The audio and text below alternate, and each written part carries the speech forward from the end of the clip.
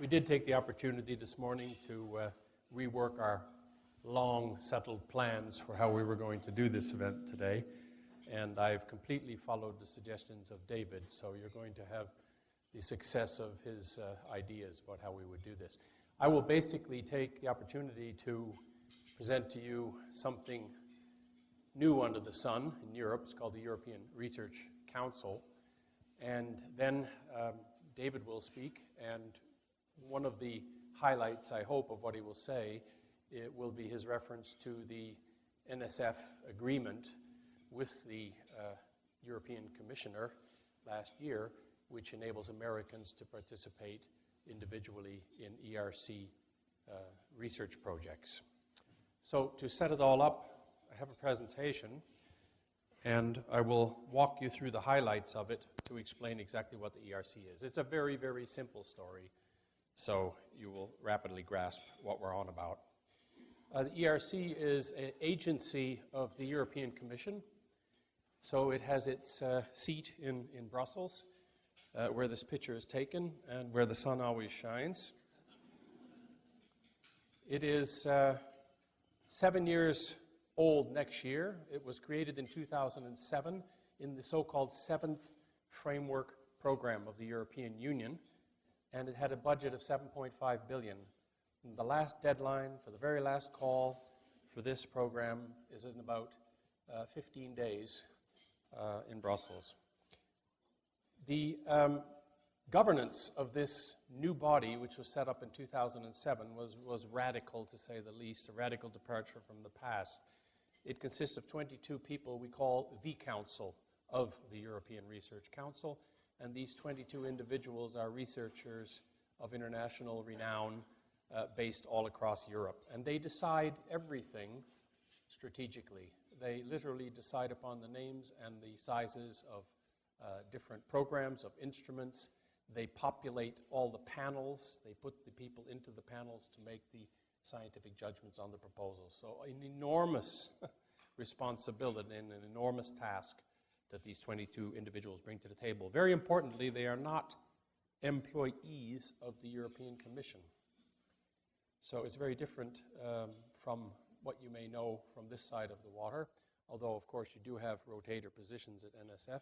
Think of them as rotators at NSF. So they're not beholden, so to speak, to the Commission.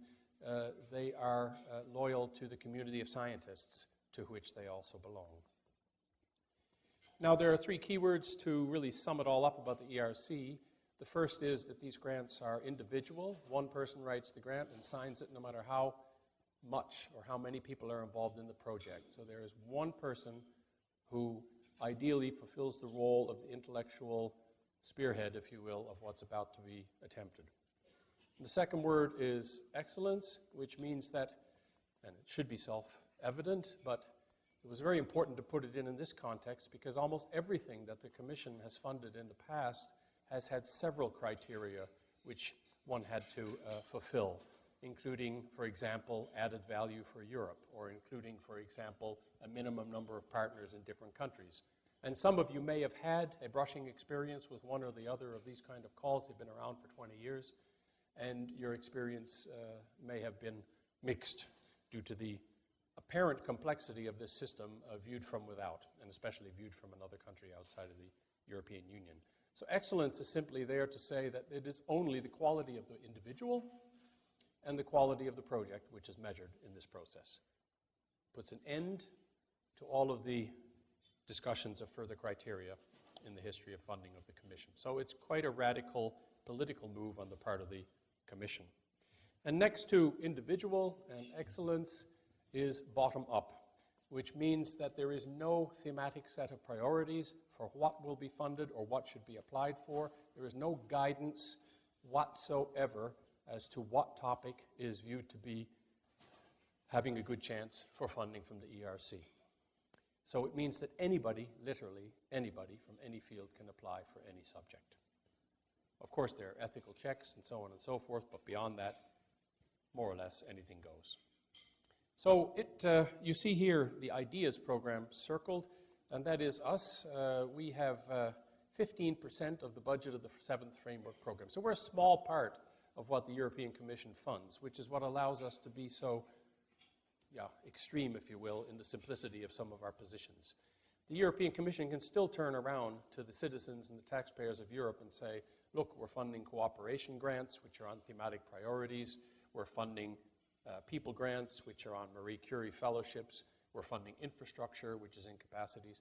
And on the side, there's these crazy people called the ERC, which will fund anything as long as they think it's good. And the implementation of the budget has been such, you see it here, it's gone up in a sawtooth fashion over the 7 years, so that this year is the largest budget ever of the ERC, and it's just below 1.8, well, in American dollars here for you, it's just below 2.4 billion American dollars. Now, this is still a small fraction of research funding in Europe in total. Please appreciate that. Nevertheless, the relative impact of the ERC has been very, very great. It's all under the political authority of one of the commissioners of Europe. You know there's one per country, and this is the Irish commissioner, and her name is Mary Gagan Quinn, and she is a great supporter also of cooperation between American and European research schemes. In the middle is the reminder that the administration of all this is by the 22 counselors, and at the bottom is the reminder that there are about 400 people who actually work in implementing what the 22 have said. And these are currently the 22, and they are rotated on about a 30% basis every 2 years. You can glance at their fields. The ones which are here in italics, if I read it correctly, are the new ones which they're coming in about 60 days. They will officially belong to the group. I am not a member of this council, which gives me tremendous freedom to maneuver. I'm the Secretary General, and I'm the third of those. The first was a geneticist, and the second was an economist. I'm a geologist, by the way, from Canada.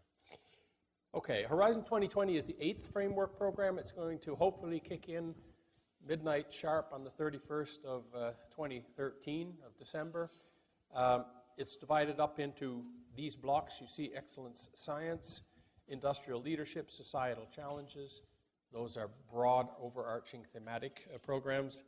The European Institute of Technology, it's been at least partially inspired by industry, academic cooperation in this country, and by the Joint Research Center, the JRC. The excellent science pillar, if you will, is where you find the ERC. You see it there in orange. And the proposed budget is about a doubling of what we had in the last 7 years. But because we've ramped up, we're looking at something like a status quo or a constancy of funding for the next 7 years. And as you may know, the budget is not hammered tight yet in Europe. In fact, in about 4 days, there's going to be another big meeting where we hopefully will get the final budget sorted out for Framework Program 8. Now, our business model, if you will, is really, really simple. If you look here, you see 3 blocks at the top, and those 3 blocks are 95% of the money. And if you understand those, you basically understand the ERC. So I'll try to explain it to you very briefly to you. You see the size of these grants. It's it's also been converted to dollars. It's 2.5 million euros up to 3.5 million euros for 5 years for one person. So these things are big by our standards, very big, because there's utter freedom associated with them. You write a proposal, the proposal is deemed to be good, one of the top 10%, you get one of these grants, and then we get out of your way and allow you to research for 5 years and come back and tell us what you did. It's the most liberating experience I think I've ever had as a researcher. I obtained one of these in 2009, which is frozen for the moment during my term in Brussels, and I can tell you it's real quality of life to be involved with the ERC as a scientist. You see 3 blocks instead of 1 because we protect the younger people to give them a fair competition amongst one another. So on the yellow block you can see 2 to 7 years past PhD, which is the academic age for this category, starter grant. So if you have anybody who's finished up in a first postdoc in this country and you think they're really good and you think they might be interested in spending 5 years in Europe, tell them about the starter grants. It's an amazing thing. It's over 2 million euros. The consolidator grants are 7 to 12 years. They're in the middle here.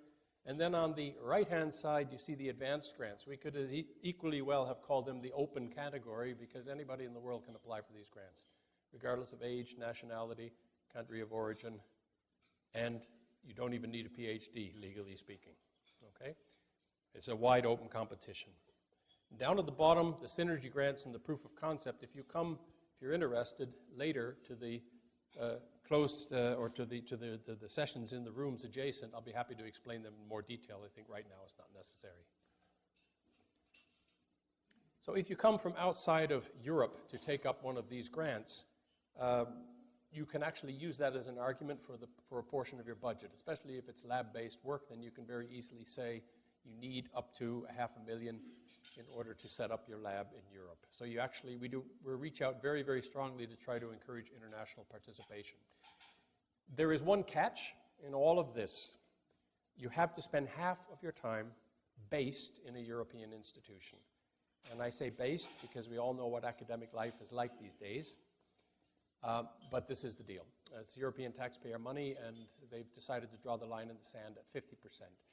You can maintain your affiliation with wherever you are. You can adopt a new affiliation adjacent to the ERC affiliation. No problem. We are basically not worried or interested at all about what you do with the other 50% of your time. And we have some spectacular examples of people who seem to get everything right. For example, research professorship in South Africa and an ERC grant based in Norway. We have one example, and all of the field work is being done in South Africa. It's perfectly fine. I often get the question, are these grants to solve European problems? Not at all. They're simply grants to solve problems. Okay? You can, of course, use these funds. Of course, I'll explain it to you now. You can use these funds for whatever you need to solve the scientific question that you've asked, which means it can be equipment, people, mobility, you name it. Okay? There are no boundaries about how much of this and how much of that. If you've miscalculated or you've received a source of other funding which alleviates your situation, for example, major equipment, maybe somebody in the institute next door and the university next door has suddenly purchased the machine and you can have time, you can shift your resources, just inform us of your intentions, and we're very, very flexible about how you can employ and how you can expend your resources. It's an incredibly, there's nothing quite like it. Okay? In all my 30 years of research, I've never run into a program with such flexibility as this one. There are 25 panels. We divide the world up into 25 parts in order to get the job done administratively. And those 25 panels consist of about 10 to 15 people each. And when you write a proposal, you say which panel you want it sent to. You decide almost everything in this process. You simply don't decide whether you'll be funded. And these 25 panels will have the chair, we will receive the proposal, and then he will send your proposal to 4 people on the panel who have been pre-selected, of course, before your proposal has arrived.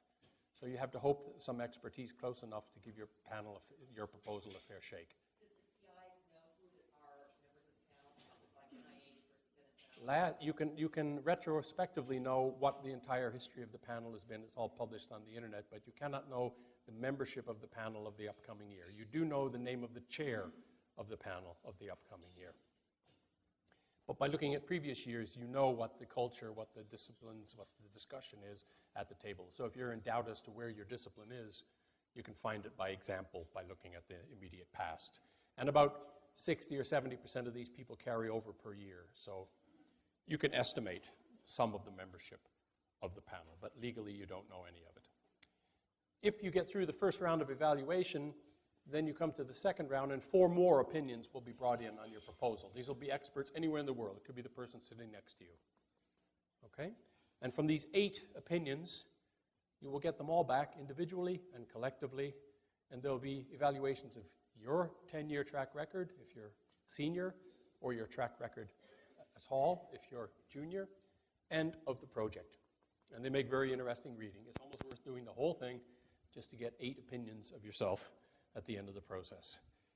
And if you're young, if you're in the protected categories that I showed earlier, you'll actually be flown to Brussels, everything paid, and you'll be interviewed in about 20 minutes by the panel. And this is, I would say, a really, really important experience would have been for any of us. I wish I could go back and do it again. But, you know, if you can be going through that experience of 12 to 15 people from almost as many countries who are now going to needle you about what you want to do. I have no doubt that you leave the room as a better scientist and a better grant writer. And those are the 25 panels. So just to give you a sketch of the completely imperfect way, of course, in which we've carved up the world. But this is what we've tried with these 25 designations. You see there are 10 in physical sciences and engineering. There are 9 in life sciences, and there are 6 in social sciences and humanities. So you choose one of them or 2 of them, submit your proposal. It's about 25 pages. It describes yourself, it describes the project, and it also has a synopsis, which is very important for capturing the imagination of some people who are a little more generalist rather than specialist in the first round of the evaluation of your proposal. So the participation in these things is very, very high and rising, but the success rate we've managed to maintain above 12%. This year it's going to slip below, but we'll do everything possible that we can in order to keep it up. We have 3,000 grants running now, so 12% success, 25 pages, 3.5 million. I'm sure you're faster than I am in deciding whether it's worth your while. You do have to come to Europe and be paid through a European institution for half of your time. Okay? Europe here means 41 countries so far. It's the associated countries plus the member states. So it includes Israel, includes Iceland, includes Turkey, includes Switzerland, and so on. Okay? Okay, and just to close perhaps with one slide here now, which is to say that the participation from outside of Europe, possibly because of the stringency of this 50% residency clause, has been rather limited. And you can see the absolute number of proposals which have been evaluated per year from 2009 to 2013. For example, for the starting grant category, which is the most active category, you can see that the United States leads in the number of applications of non-European countries, but that the numbers are moderate. It's less than 100 in any given year. And we know from analysis that these numbers refer mostly to Americans who are already in Europe. This is based on nationality. So only about 10% of this is potential, if you will, ERC immigrants to Europe, the extreme case. Okay? And you can see that the curve, which is drawn there in the inset, shows, however, that there is an increasing percent of international participation. So I've been going around the world for the last 18 months trying to explain this to everybody I meet, and we're on one of the last legs of this journey, although we still have ahead of us India and China and Australia. So those will be the last 3 big legs of this journey. And part of the reason that these numbers are small is I believe that, well, how many of you knew what the ERC was before I started speaking? Okay, not bad, maybe 5 to 10%. But that means that, over 80% of you had no idea, and I understand that. Nobody's been here to explain it to you, and so that's, in a simple way, exactly what I'm trying to do right now.